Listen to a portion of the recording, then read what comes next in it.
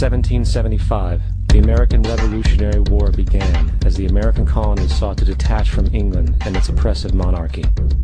Though many reasons are cited for the revolution, one in particular sticks out as the prime cause: that King George III of England outlawed the interest-free, independent currency the colonies were producing and using for themselves, in turn forcing them to borrow money from the Central Bank of England at interest, immediately putting the colonies into debt. And as Benjamin Franklin later wrote, the refusal of King George III to allow the colonies to operate an honest money system which freed the ordinary man from the clutches of the money manipulators was probably the prime cause of the revolution. In 1783, America won its independence from England. However, its battle against the central bank concept and the corrupt, greed-filled men associated with it had just begun. So what is a central bank?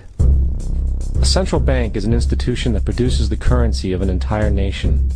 Based on historical precedent, two specific powers are inherent in central banking practice: the control of interest rates and the control of the money supply, or inflation. The central bank does not simply supply a government's economy with money, it loans it to them at interest. Then, through the use of increasing and decreasing the supply of money, the central bank regulates the value of the currency being issued. It is critical to understand that the entire structure of this system can only produce one thing in the long run: debt. It doesn't take a lot of ingenuity to figure this scam out. For every single dollar produced by the central bank is loaned at interest. That means every single dollar produced is actually the dollar plus a certain percent of debt based on that dollar.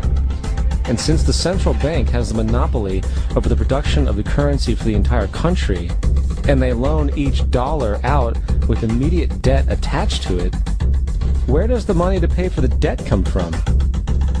It can only come from the central bank again, which means the central bank has to perpetually increase its money supply to temporarily cover the outstanding debt created, which in turn, since that new money is loaned out at interest as well, creates even more debt. The end result of this system without fail is slavery, for it is impossible for the government and thus the public to ever come out of the self-generating debt. The founding fathers of this country were well aware of this.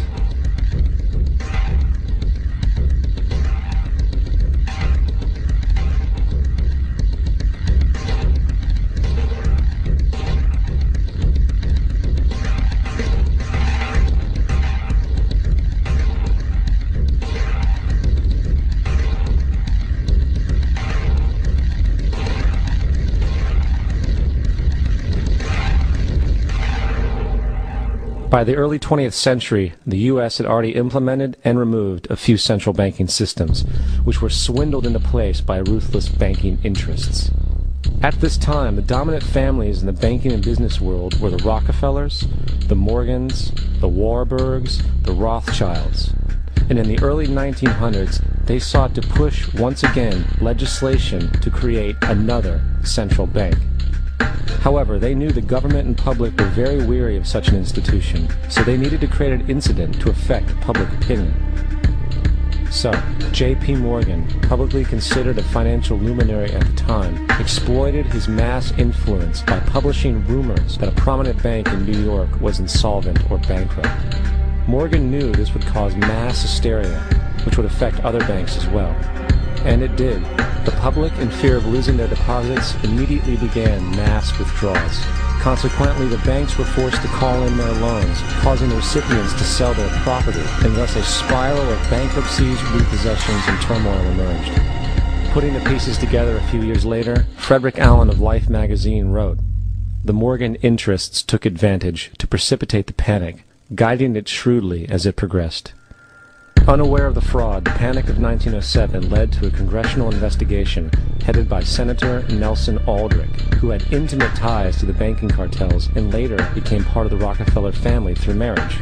The commission, led by Aldrich, recommended a central bank should be implemented so a panic like 1907 could never happen again. This was the spark the international bankers needed to initiate their plan.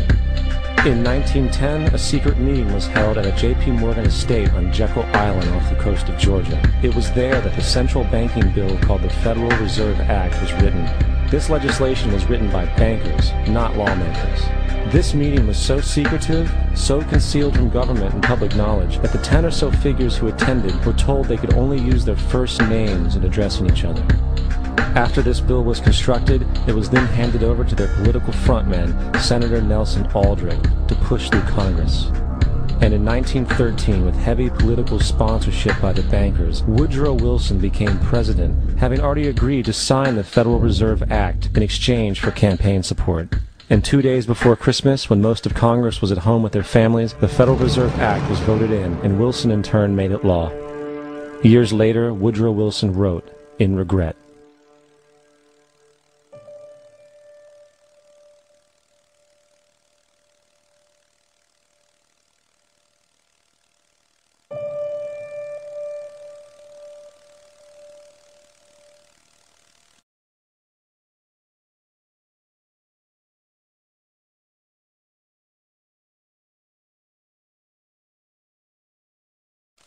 Congressman Louis McFadden also expressed the truth after the passage of the bill. A world banking system was being set up here, a superstate controlled by international bankers, acting together to enslave the world for their own pleasure. The Fed has usurped the government. Now, the public was told that the Federal Reserve System was an economic stabilizer, and inflation and economic crises were a thing of the past. Well, as history has shown, nothing is further from the truth. The fact is, the international bankers now had a streamlined machine to expand their personal ambitions. It's alive! It's alive! It's alive! For example, from 1914 to 1919, the Fed increased the money supply by nearly 100%, resulting in extensive loans to small banks and the public. Then, in 1920, the Fed called in mass percentages of the outstanding money supply, thus resulting in the supporting banks having to call in huge numbers of loans, and, just like 1907, bank runs, bankruptcy, and collapse occurred. Over 5,400 competitive banks outside of the Federal Reserve System collapsed, further consolidating the monopoly of a small group.